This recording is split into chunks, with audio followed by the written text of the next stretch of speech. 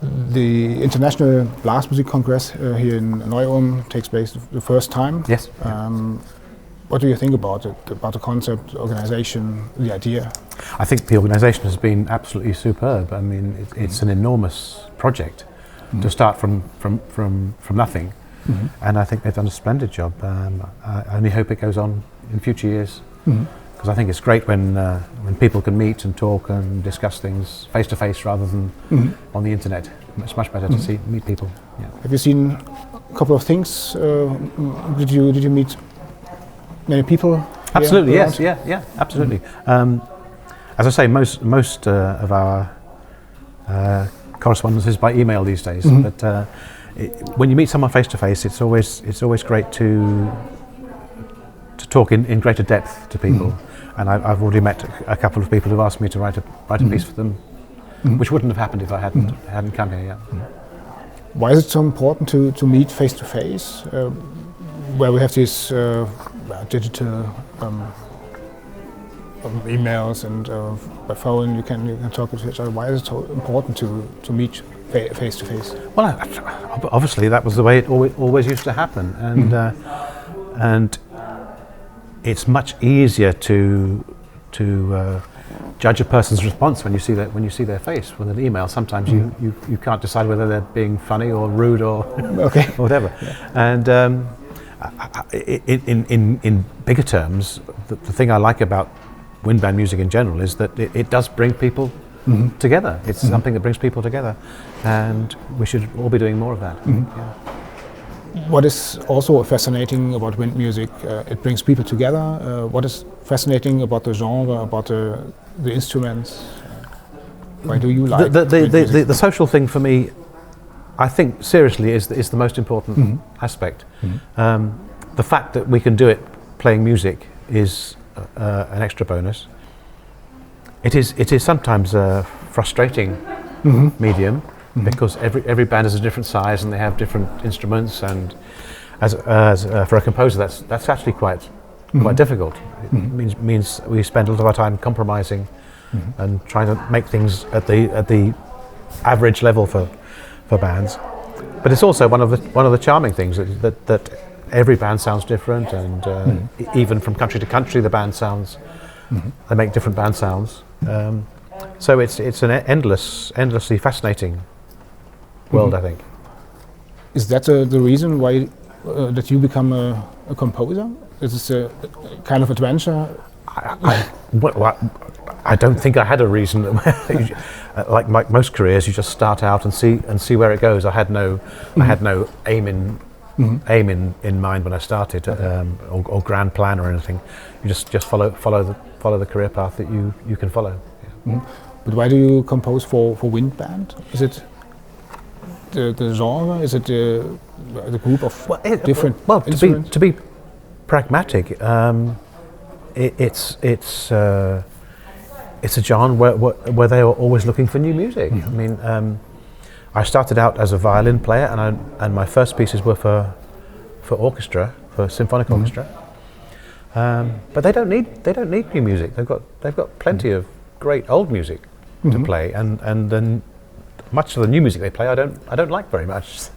But wind bands are always looking for something new to play, something different, and they readily accept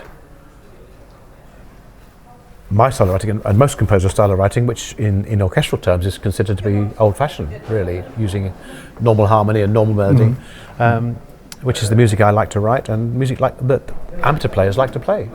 So there's a constant demand for new pieces. I'm always getting asked to write new pieces. It's a very vibrant place to be as a composer. There's a quote, I guess it's Thomas Edison, genius is 95% perspiration and 5% inspiration. Yeah. Is it kind of true for a composer?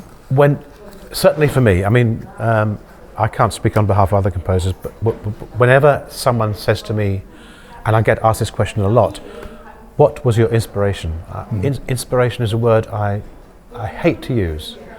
Because it implies some sort of supernatural aspect to composing, that the music's come from somewhere in the heavens, and for me, and I guess for most composers, largely it's a question of sitting down and doing the work and writing.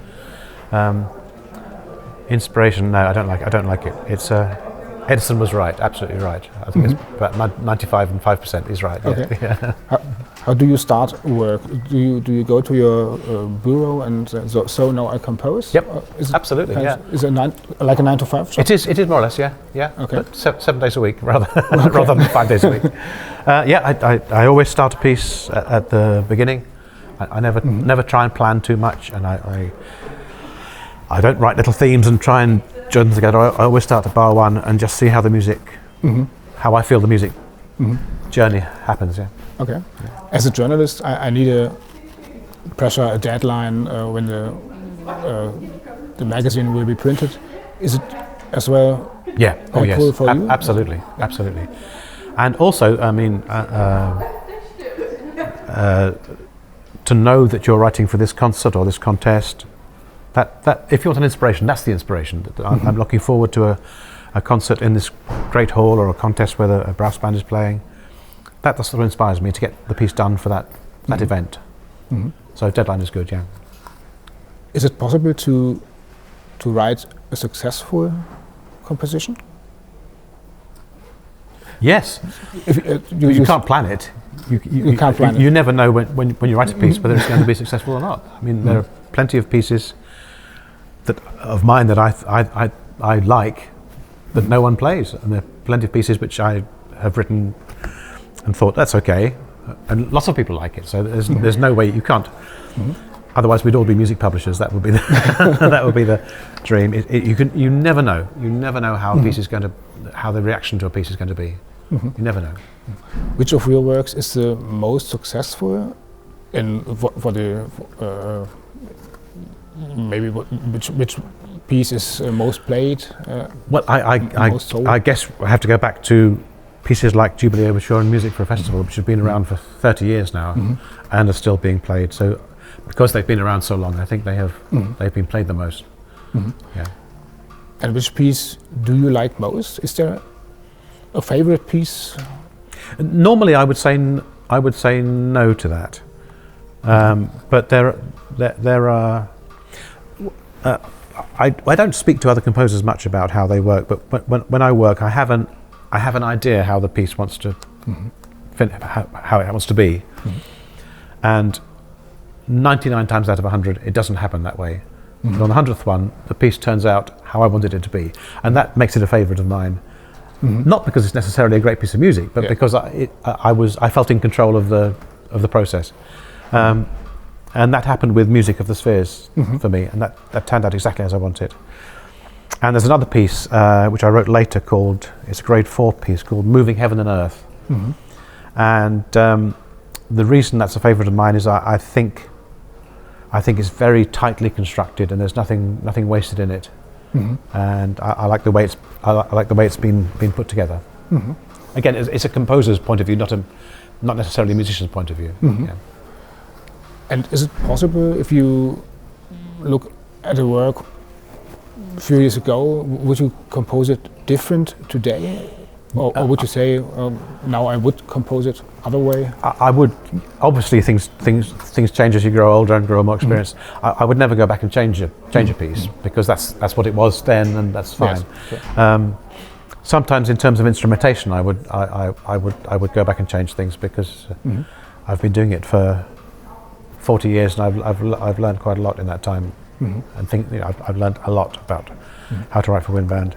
And the earlier pieces, I could easily go back and make some changes, but it's just life. That's life.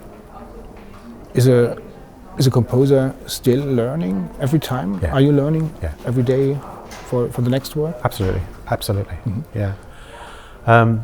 There are two aspects, especially with the wind band. Instrumentation is a real problem with the wind band, because of this question of, as I said, that bands are all different sizes, and you never know how many flutes or clarinets there are going to be.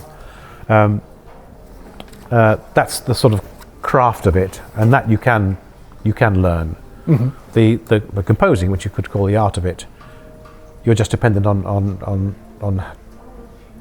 good luck, I think, and how whether you can be self-critical and say next time I'll do this, not that. But that you have less control. I have less control over that. The art side of it. Okay. The craft side, I think I'm now in control, but the other side is still anything can happen. Yeah. What is the topic of the clinic here in Neu-Ulm? What is the topic of it? It's Komponistenportrait? Oh yeah, I'm just going to be presenting some of my latest works. Which works? Well, I had a new CD out last year called Zodiac Dances, which had 8 or 9, mostly grade 5 works, and I'm proud of those. I like the works that I really like, so I'm going to be playing some of those. It's a piece called Reflections on a Japanese folk song. I've done an arrangement of Holst's St. Paul's Suite complete. So a series of grade 5 works. Music can change the world. It can change lives. I'm not sure it can change the world. It can change lives, individual lives. Okay. So yes, I say true. Yeah. If I were not a composer, I would be dead. Okay. Because I can't do anything else. And the last one, this time England will win the cup. It depends which cup you mean. We can win a cup, but not that cup. Okay. Thank you very much. Thank you very much. Cheers. Thank Thanks. you. Thanks.